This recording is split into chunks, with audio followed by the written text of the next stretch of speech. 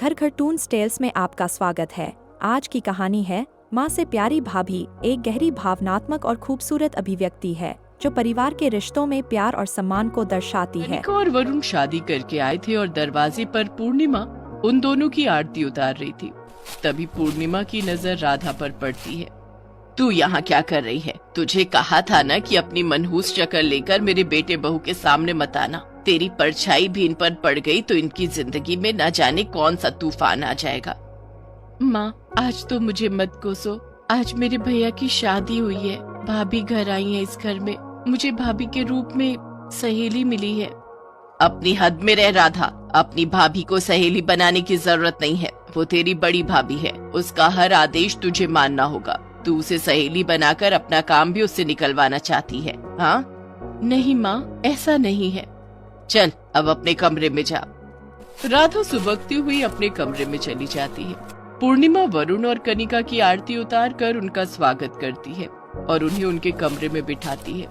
राधा के साथ पूर्णिमा का ऐसा रूखा व्यवहार देखकर कनिका हैरान थी। उसने वरुण से पूछा, वरुण, माँ जी ने राधा के साथ ऐसा व्यवहार क्यों किया? क्या राधा तुम्हारी अपनी बहन नहीं है? नहीं कनिका, ऐसी बात नहीं है। राधा मेरी ही बहन है।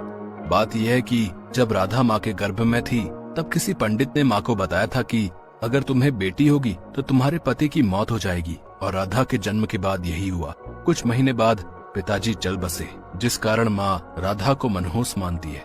ओह, तो ये बात है। लेकिन इसमें राधा की कोई गलती नहीं है। कनिका और वरुण बातें कर रहे थे तभी पूर्णिमा के चीखने की आवाज आती है। वो राधा पर चिल्ला रही थी, तुझे कहा था ना कि जब तक तेरे भैया भाभी ना खा लें तू खाना नहीं खाएगी। अपने भैया भाभी को खिलाने से पहले खुद ही खाने लगी। लेकिन माँ, ये तो सिर्फ एक लड्डू है जो भाभी के मायके से आया है। मैं तो सिर्फ टेस्ट कर रही थी। मुझे ये समझ नहीं आता कि तुझसे सब्र क्यों नहीं होता। पहले जा अपने भैया भाभी को चाय नाश्ता करवा, फिर खुद कुछ खाना। ठीक है माँ। राधा वरुण और कनिका के लिए उनके कमरे में चाय नाश्ता पहुंचा देती है। नाश्ते की ट्रे टेबल पर रखकर वो कमरे से बाहर जाने लगती है। रुको राधा। जी भाभी। तुमने मिठाई खाई? पहले आप और भैया खा लीजिए, फिर मैं खा लूंगी। नहीं, हम तीनों साथ मिलकर खाएंगे। आओ मेरे पास बैठो। राधा कनिका के बगल में जाकर बैठ जाती है। कनिका उसे अपने हाथों से मिठाई खिलाने लगती है। राधा को कनिका का इस तरह उसे प्यार करना बहुत अच्छा लगता है। उसकी आंखों से आंसू छलक आते हैं। क्या बात है राधा? भाभी, बचपन से आज तक माँ के प्यार के लिए तरस रही हूँ। माँ ने कभी मुझे अपने हाथों से खाना नहीं खिलाया। आज पहली बार कोई मुझे अपने हाथों से खिला रहा है। मैं भी तो तुम्हारी माँ समान हूँ राधा। बड़ी भाभी माँ का ही दूसरा रूप होती है, तभी तो भाभी माँ कहा जाता है। मैं तुम्हें माँ का प्यार दूंगी। कनिका राधा को गले से लगा लेती है। तभी कमरे के बाहर से पूर्णिमा की आवाज आती है, राधा कहाँ मर गई? राधा दौड़कर बाहर जाती है। माँ, आपने मुझे बुलाया? रात का खाना कौन बनाएगा? चल जाकर रात के खाने की तैयारी कर। माँ, हलवाई से बनवा लो ना। हलवाई तो चला गया, शादी हो चुकी है। कुछ मेहमान तो अपने घर भी चले गए। अब हलवाई का क्या काम? चल जाके खाना बना। राधा ने देखा कि अभी घर में काफी सारे मेहमान थे। इतने लोगों का खाना बनाना अकेले राधा के बस की बात नहीं थी। फिर भी माँ का आदेश तो मानना ही था। उसने सभी के लिए खाना बनाया। काफी सारा खाना बनाते बनाते राधा थककर इतना चूर हो गई कि खुद बिना खाए सो गई। जब सबने खाना खा लिया, राधा कहाँ है? सो रही है महारानी। लेकिन उसने तो खाना खाया ही नहीं। कोई बात नहीं, एक दिन नहीं खाएगी तो मर नहीं जाएगी। सभी लोग खाना खाकर सो चुके थे। कनिका से रहा नहीं गया। वो एक प्लेट में खाना लेकर राधा के कमरे में गई और उसे जगाया। उठो राधा, राधा उठो, खाना खा लो। भाभी माँ, आप, आज तो आपकी सुहाग रात है और आप मुझे खाना खिलाने आई हैं। राधा, तुमने मुझे भाभी माँ कहा है और एक माँ को तब तक नींद नहीं आएगी जब तक उसकी बेटी खाना न खा ले। अब चलो खाना खा लो। कनिका राधा को खाना खिलाती है, फिर उसे सुला देती है।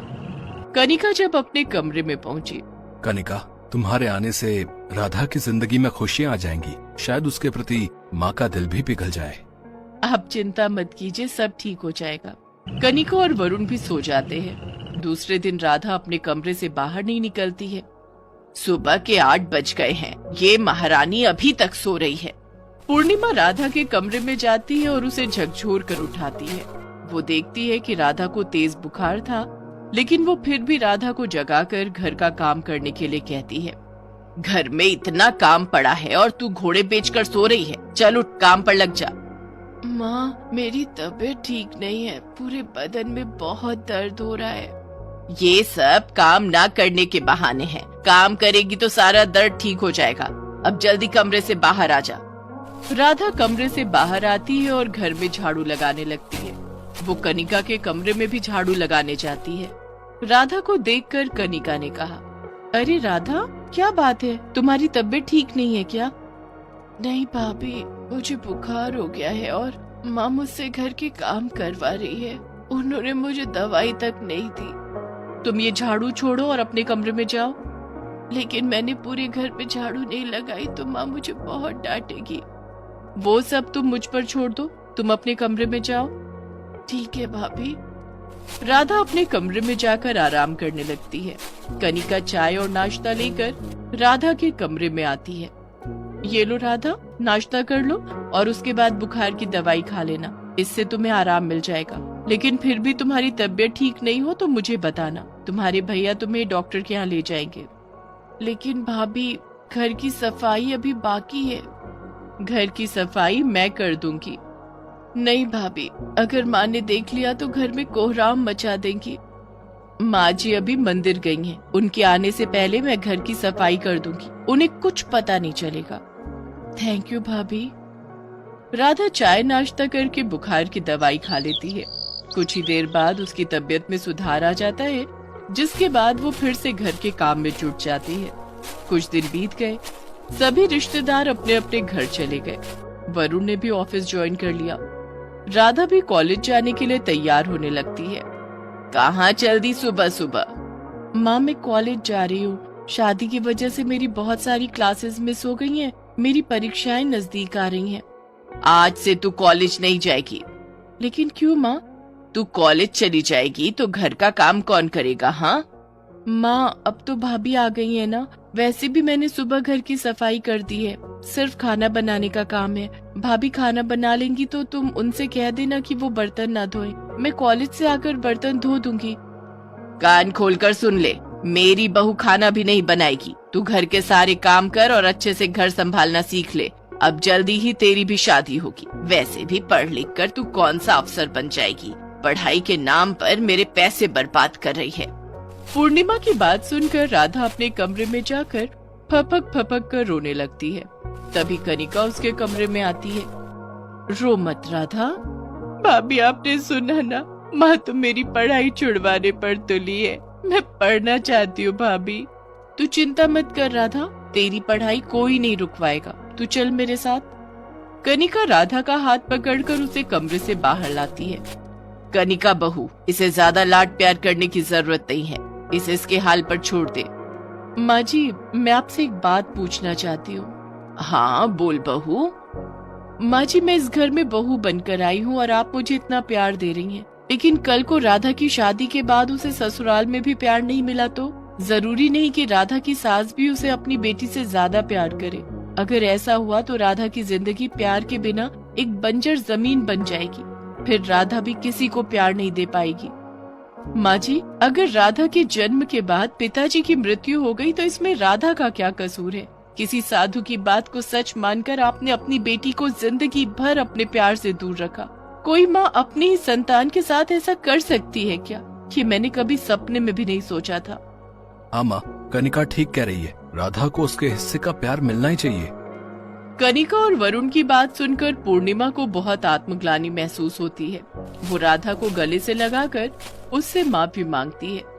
मुझे माफ कर दे मेरी बच्ची, जा तू कॉलेज जा और खूब मन लगाकर पढ़ाई कर, अपने पिता का नाम रोशन कर। राधा पूर्णिमा के गले लगकर बहुत खुश होती है। वो कनिका को भी गले लगाती है। थैंक यू भाभी माँ, आज आपकी वजह से मुझे मेरी माँ मिल गई। अगर कहानी आपको पसंद आए तो वीडियो को लाइक करें और चैनल को सब्सक्राइब